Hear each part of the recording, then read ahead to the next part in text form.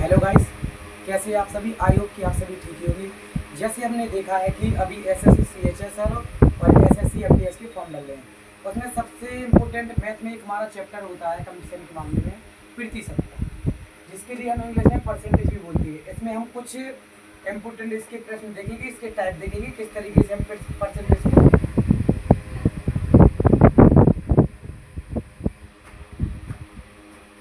प्रतिशत का मतलब होता है 100। जैसे हमारी कोई भी वस्तु होती है उसको हम बोलते हैं कि हमारा 100% है। जैसे हमारा एक मार्कर है, ये हमारा 100% के बराबर है।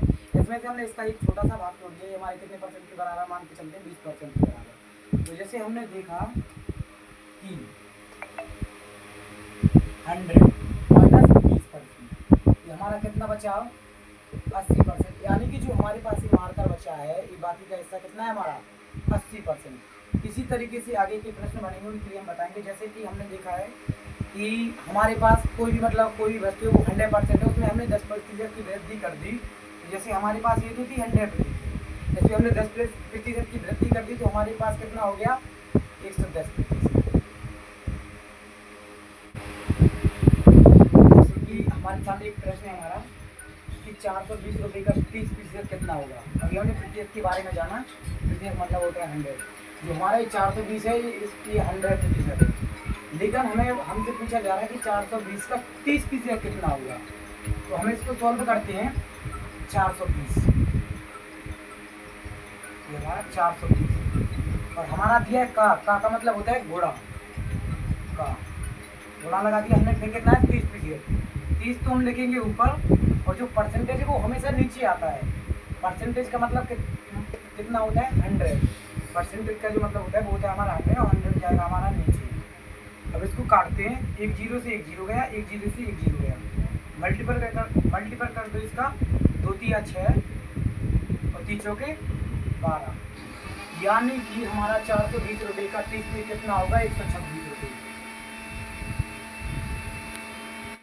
ये हमारा प्रतिशत का दूसरा प्रश्न है।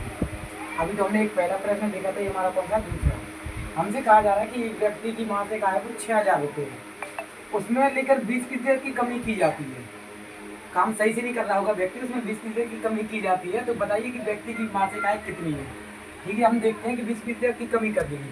यानी कि ये जो थी हमारी 100%, 6000 जो रुपये थी वो हमारा किसके बराबर थी, 100% थी।